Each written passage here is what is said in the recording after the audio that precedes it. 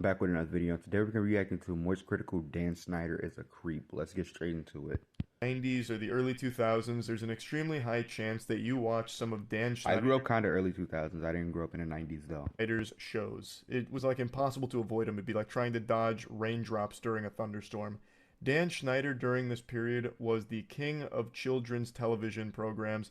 He made some of the Of most course I know who Dan Schneider is. I've heard of him so many times, but I never really knew what he did because I never actually cared. influential productions like Drake and Josh, The Amanda Show, iCarly. Okay, I know who he is. iCarly, Resume I is know just what that is. stacked with tons of shows that I imagine meant a lot to many of you growing up. And make no mistake, you meant a lot to the creator of these shows as well. Well, not so much you, but your feet certainly did. The creator of What? these shows is a monstrous foot fetishist, Dan Get in the Van Schneider. He is a vile, creepy, disgusting human being, Is he a pedophile? He's talking and about this him has like he's a been known pedophile. for years. However, a new docuseries just dropped really diving into this subject matter and putting a spotlight on it in a way that hasn't previously been explored. It's called Quiet on Set. Now, if you don't know what Dan looks like, here's a nice picture of him here. He looks like he That was is made not a in the nice Dragon's picture. Why did you pick that one? Dogma 2 character creator.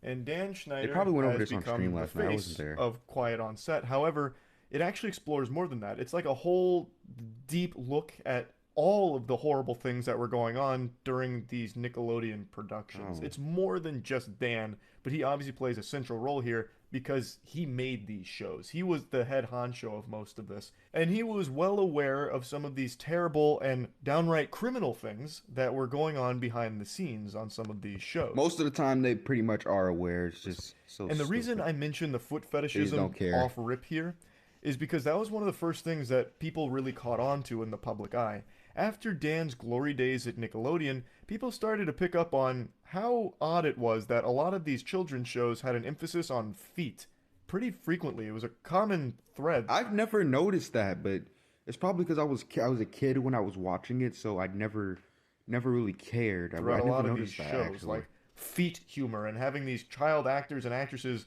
displaying their feet. And in 2013, one of the shows Dan worked on, Sam and Cat, actually ran a competition Oh, Sam and Cat!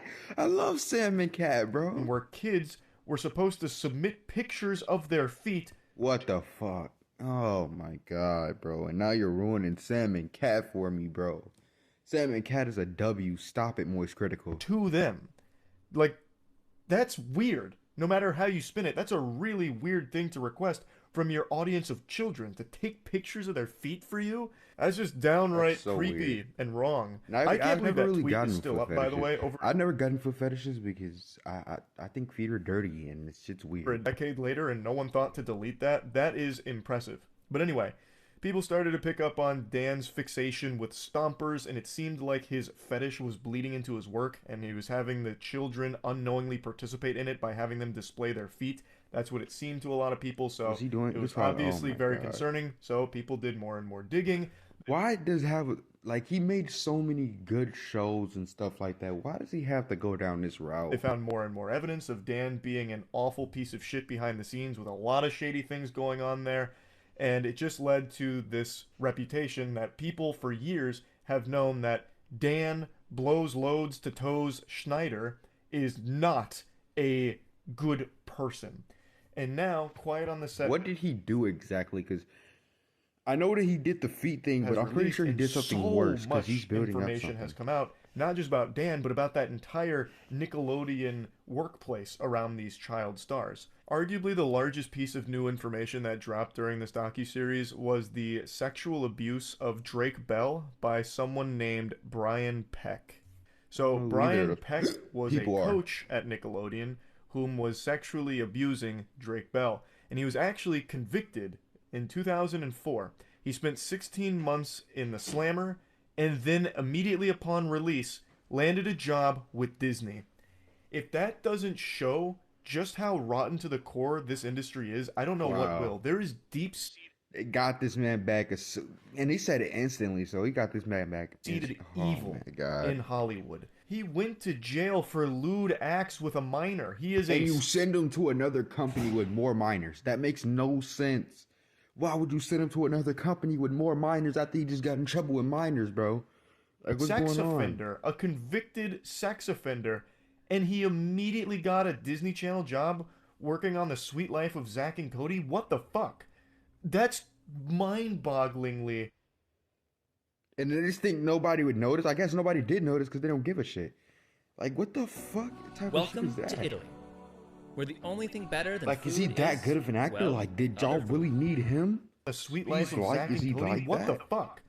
That's mind-bogglingly evil. Like that's not just irresponsible. That's malicious. It's not like they just made some kind of mistake where they put a sex offender in a role where he works almost exclusively with children. Like Right. it's not like they made. That's what I just said, bro. Like, why would you do that? You send him to a company with children.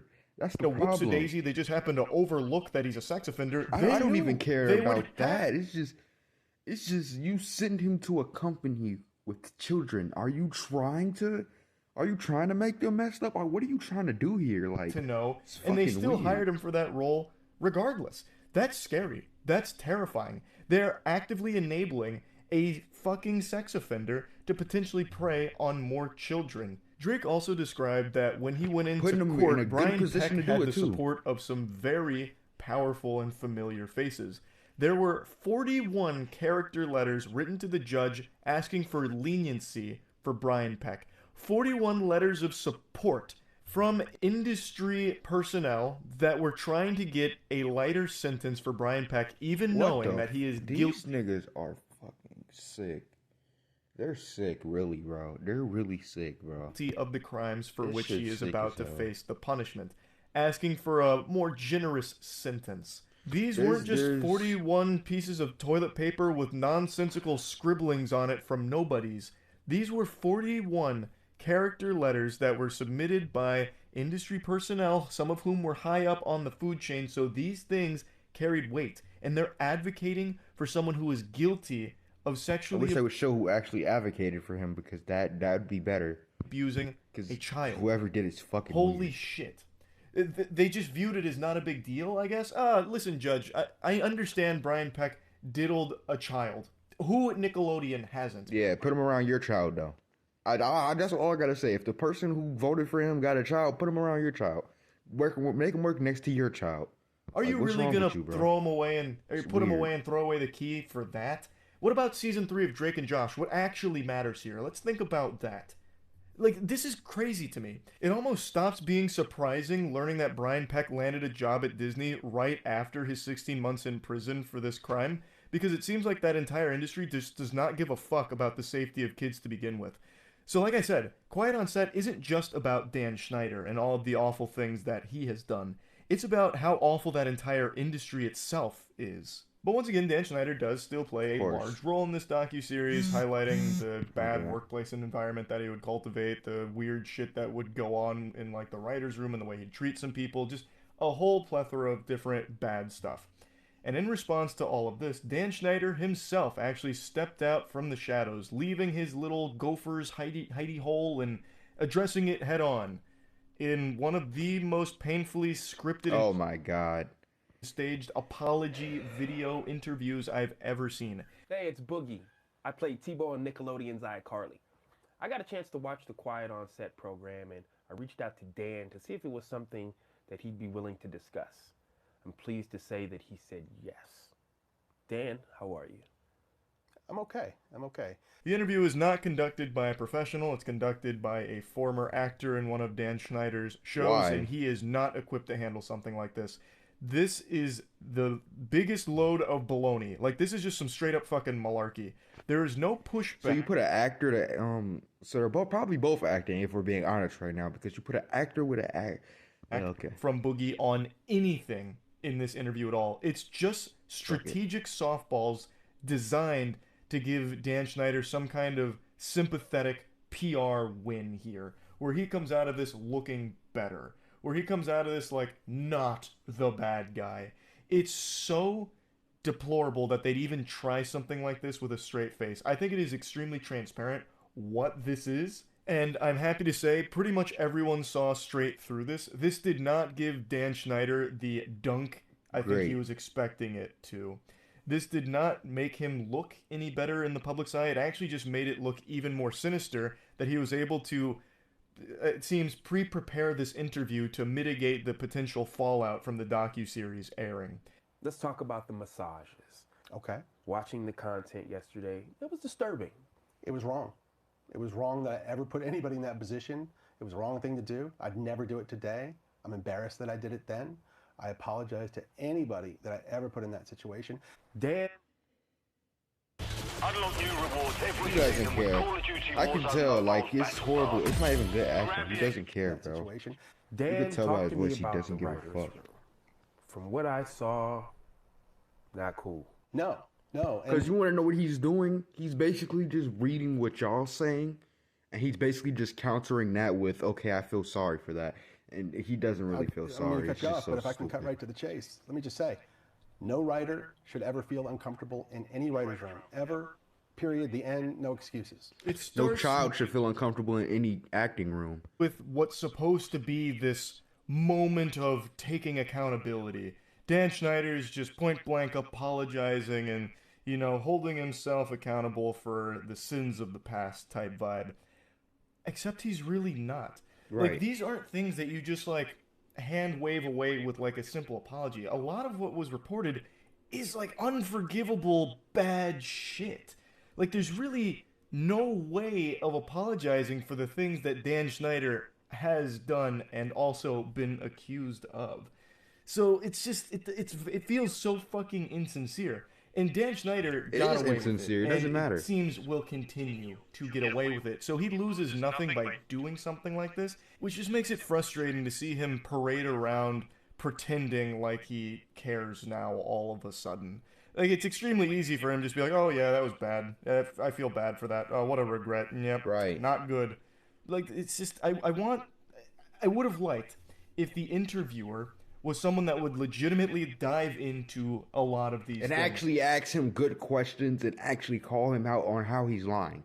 Please, like, And actually press I'm him. convinced that the interviewer's an actor too, most likely. Yeah, he is an actor. Most critics said that, but I'm pretty sure he's acting for the script right now. So on a lot of these things. This It's not interview even a never good- even a good addresses test. the things that They people probably want scripted to out hear the from whole Dan interview. on, such as like the sexualization Right. of the children in those shows. Even outside of all the foot stuff, Dan included some very inappropriate things in his programs, such as Ariana Grande milking a potato, and then another scene with her getting like splashed with water and shit. Like, all of it was very What? unacceptable and seems to sexualize the child actors and actresses in his productions. And that was never even brought up in this interview. So this interview just, it doesn't have any real substance to it. It is legit probably didn't even do any research. He's Legitimately not an just a interviewer, like you scripted said, though. So PR he's probably play an actor from Dan. for them. Cut it. I want my shows to be popular. I want everyone to like. The more people who like the shows, the happier I am. Yeah. So if there's anything that shows People needs did to be like cut the shows. They don't like you. because it's upsetting somebody. Fuck. Let's cut it. So I think it's big for you to say with your work, if it's viewed as that today, you don't have a problem. Cut it. Cut it. I mean, that's a solution. The last thing I want to ever do Yeah. is put any content in a show that's going to upset my audience and make them want to turn off the TV. Why would I ever want to do that? That makes sense. This was him addressing a question that Boogie asked about, like, inappropriate jokes in there without getting too deep into the weeds. Just a broad subject of some of these jokes have aged poorly and people look at them as inappropriate for a child audience. How do you respond? The most softball way of asking this question, mind you. Right. And his response was, cut it. Just get rid of it. I don't want it in the show. If it's aged bad and it makes people uncomfortable or, you know, this and that, cut The it. fact that it's there in the first place is the problem. He doesn't see the problem. He thinks that, I think he thinks that, like, if it's the past, it could just go away. But it's the fact that you already did it. That's the problem. See, it already happened. And Boogie's like patting him on the back for it, like, oh my goodness, wow. That's so benevolent. What a great solution. Yeah, that makes sense. What the fuck? It's so easy for him to say that now, but it doesn't take away the fact that you filmed it. If you cut Ariana Grande milking a potato type shit, if you cut some of the foot stuff that you included in there, Doesn't make it not there.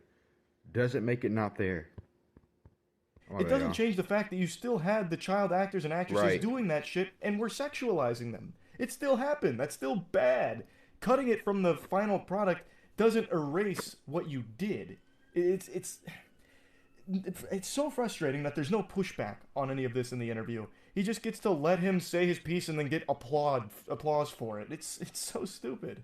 And when Drake and I talked and he told me what had happened, I was more devastated by that than anything that ever happened to me in my career thus far. 41 of those people wrote letters for Peck, character letters, praising him for who he was and asking for leniency, and they knew that he was guilty. They knew he had confessed to some degree, and they still did this. But Drake's mom, a lovely woman who I stay in contact with this day, she came to me at the time and she said, "Would you help me with my speech for the judge?" And I said, "Of course." And I did. Dan Schneider's fishing for the Nickelodeon's Kid Choice Award for the best fake crying. Right. It feels super forced and super insincere. Him tearing up while talking about this story. This is You could just tell that he's acting now. Like, this is just horrible, and it's a horrible script. him to be talking honest. about the Drake and Brian Peck case, where he mentions 41 people wrote those letters and it baffled him. And then Drake's mom actually asked him to help her write her piece, which he did. And that leads me to a question of, if you knew all this, why didn't you back up Drake Bell?